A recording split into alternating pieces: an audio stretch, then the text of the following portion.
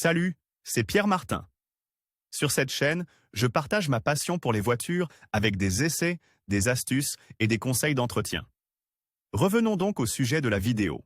Le contrôle des pneus d'une voiture est important pour la sécurité, pour éviter les pénalités et pour économiser du carburant. C'est simple, cela demande peu d'efforts et permet d'éviter des dépenses inutiles. Par Team Mechanics 11 juillet 2019. L'inspection des pneus, une opération manifestement méconnue. Nombreux sont les automobilistes italiens qui voyagent avec des pneus en mauvais état, et le pire, c'est qu'ils sont presque tous convaincus que tout est en ordre. La réalité dit exactement le contraire. Il n'y a pas si longtemps, une statistique indiquait que plus de la moitié des véhicules en circulation en Italie présentaient un problème de pneumatique, et si l'on approfondit la question, on s'aperçoit que ce pourcentage augmente si l'on ne tient compte que des poids lourds. Comment vérifier les pneus d'une voiture? En principe, il y a trois types de contrôle à effectuer: la bande de roulement, l'épaulement et la pression. Vérification des pneus, ce que dit la loi. Le code de la route stipule que les voitures doivent être équipées de pneus de même type et de même marque, montés 2 par 2,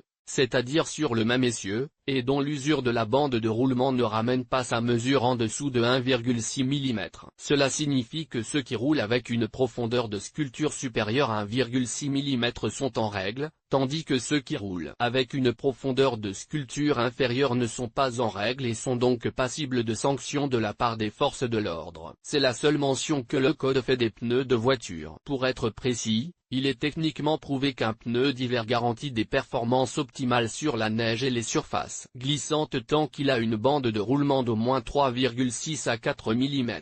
En dessous de ce niveau, les performances diminuent considérablement, même s'il s'agit d'une mesure conforme à la loi, qui ne dit rien sur les pneus d'hiver. Le chiffre de 1,6 mm comme hauteur minimale de la bande de roulement s'applique à tous les types de pneus, sans distinction entre les pneus d'été et les pneus d'hiver, même si, techniquement, les situations sont différentes en termes de performance. Vérification de la bande de roulement. La bande de roulement est la première chose à vérifier dans un pneu. Il faut savoir que lorsque nous nous déplaçons en voiture, nous sommes attachés à la route sur une surface à peu près égale à celle de 4 cartes postales. Chaque pneu touche l'asphalte avec une empreinte proche de 10 x 15 cm.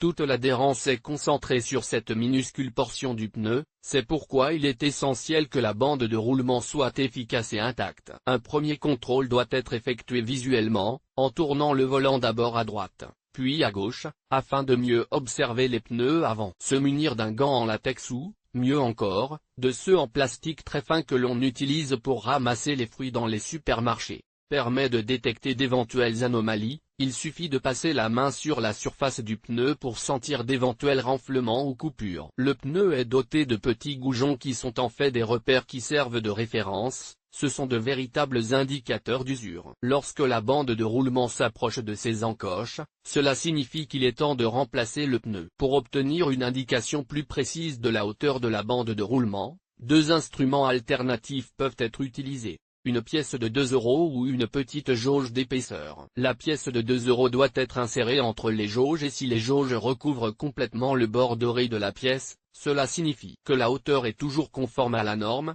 c'est-à-dire qu'elle est supérieure au minimum autorisé. Si, en revanche, le bord doré est visible, cela signifie que vous êtes passible de sanctions. La petite jauge est un instrument spécial qui peut être acheté en ligne ou chez les revendeurs de pièces automobiles et qui est utilisé pour mesurer la bande de roulement. Il peut être numérique ou non. Le contrôle visuel doit également permettre d'observer l'usure, qui doit être uniforme entre la partie centrale et les parties latérales. Si ce n'est pas le cas, le problème peut provenir d'une mauvaise pression de gonflage ou d'un mauvais pincement. Il est bon de savoir qu'un pneu est toujours testé à l'état neuf, c'est-à-dire avec une bande de roulement intacte et une hauteur d'environ 6 à 8 mm.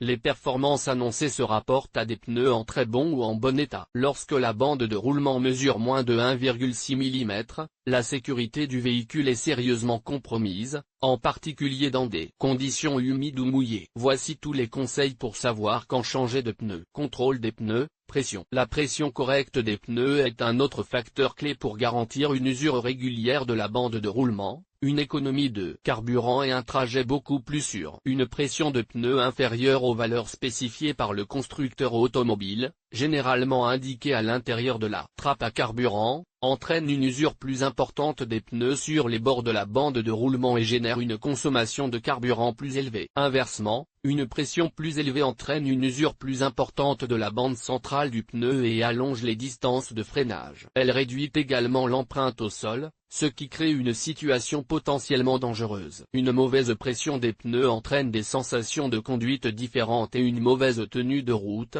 notamment dans les virages rapides des autoroutes ou sur les routes de campagne, car l'épaulement du pneu n'offre plus le soutien adéquat. Rouler avec des pneus dégonflés peut contribuer à une augmentation de la consommation de carburant pouvant aller jusqu'à 5 et ce pourcentage peut augmenter si vous avez une voiture chargée. Nous vous recommandons l'article sur la façon d'économiser du carburant en conduisant. Vérification des pneus, épaules. L'épaulement du pneu est un élément important de la tenue de route du véhicule. Cette partie est celle que l'on voit à l'extérieur, depuis le bord de la jante jusqu'à la bande de roulement. Lorsque l'on prend un virage, le pneu travaille beaucoup avec sa partie la plus latérale, qui doit donner de la solidité, de la stabilité et du soutien à la déformation qui se crée pendant la trajectoire. Si le pneu est endommagé sur la bande de roulement, la réparation est presque toujours possible, mais si le problème se situe au niveau de l'épaulement, il n'y a pas grand-chose à faire. C'est pourquoi il est important, toujours avec le gant utilisé au préalable, de passer également la main à l'intérieur et à l'extérieur.